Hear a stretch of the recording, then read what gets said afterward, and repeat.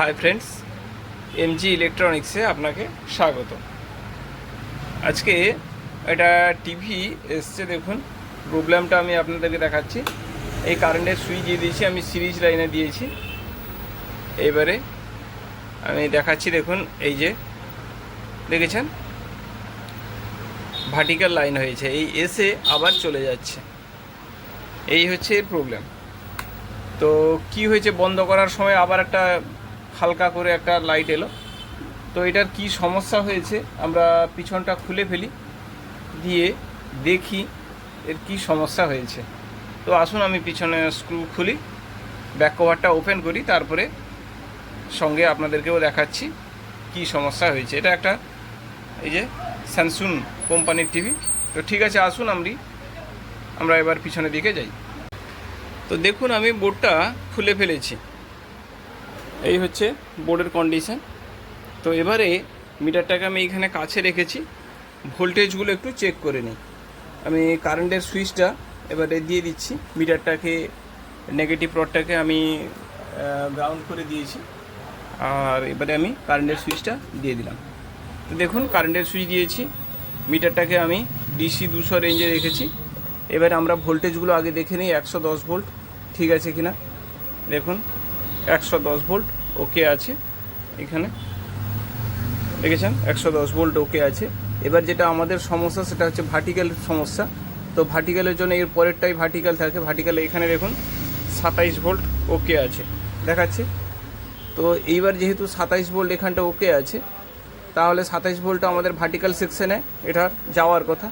তো এটা এখান থেকে একটা রেজিস্ট্যান্স হয়ে এখানটা এসছে, দেখুন এখানেও ঠিক সেম ভোল্টেজ 27 আছে।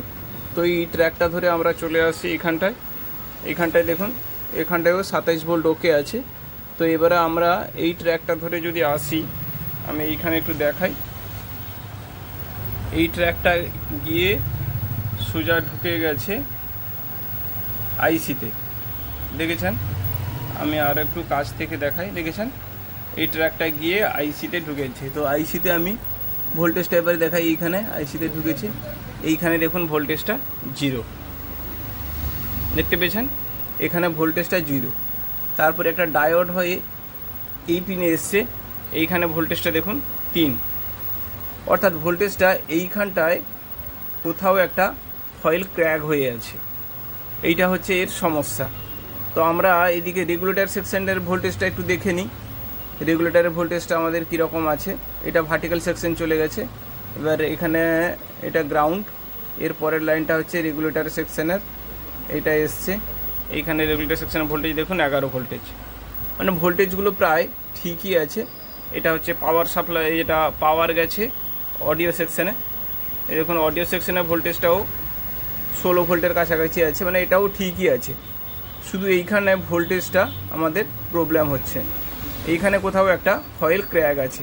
তো আমরা যদি এইখান থেকে একটা লাইন নিয়ে সোজা দিয়ে দিই আইসি পিনে, তাহলে কিন্তু আমাদের প্রবলেমটা সলভ হয়ে যেতে পারে।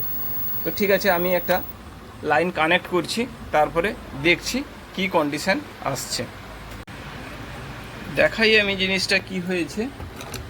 আসলে এই যে দেখুন আমি এইখানটা দেখাচ্ছি, এইটা হচ্ছে লাইন ভার্টিক্যালের যে পাওয়ার লাইনটা এসছে 27 ভোল্টেজ। তো এইটা এসে এইখানে ঢুকেছে আইসিতে, এই পিনে ঢুকেছে। এইবারে আর একটা পয়েন্ট দেখুন, এইখান থেকে একটা ডায়োড দেওয়া আছে এই নিচে,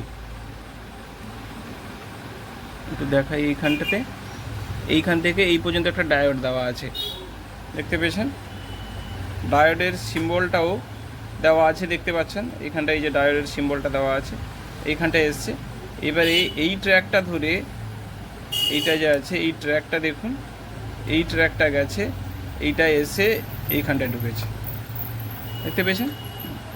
এই লাইনটা এই দুটো, এই কানেকশানটা এবং এই উপরের কানেকশানটা, এই দুটো কানেকশানই কাটা ছিল, মানে ফয়েলটা এইখানটায় ফেটে গেছে, যার জন্য এই ভোল্টেজটা যেটা 27 ভোল্ট থাকার কথা, এই 27 ভোল্টটা এইখানটায় পৌঁছাচ্ছে না। তো আমি এইখানটায় ফয়েলটাকে চেষ্টা করলাম একটু ক্র্যাক করে লাগিয়ে দেওয়ার জন্যে, পরিষ্কার করে, কিন্তু তাও হচ্ছে না দেখে আমি দুটো লাইন লাগিয়ে দিয়েছি। তো এবারে আমি সাপ্লাইটা দিয়ে দেখি আমাদের ভোল্টেজটা এসছে কিনা।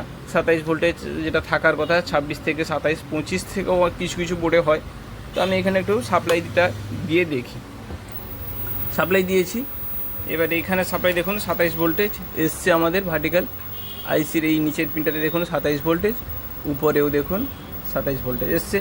তো আমরা এবার একটু টিভির দিকে যাই, টিভিতে দেখি আমাদের টিভিতে ছবি এসছে কিনা।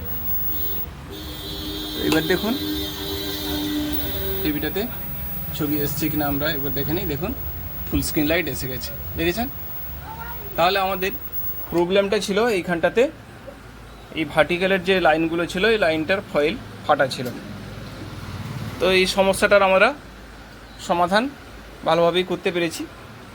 তো ঠিক আছে, আজকের ভিডিওটা এখানটায় শেষ করছি, ফিরছি নতুন কোনো ভিডিও নিয়ে।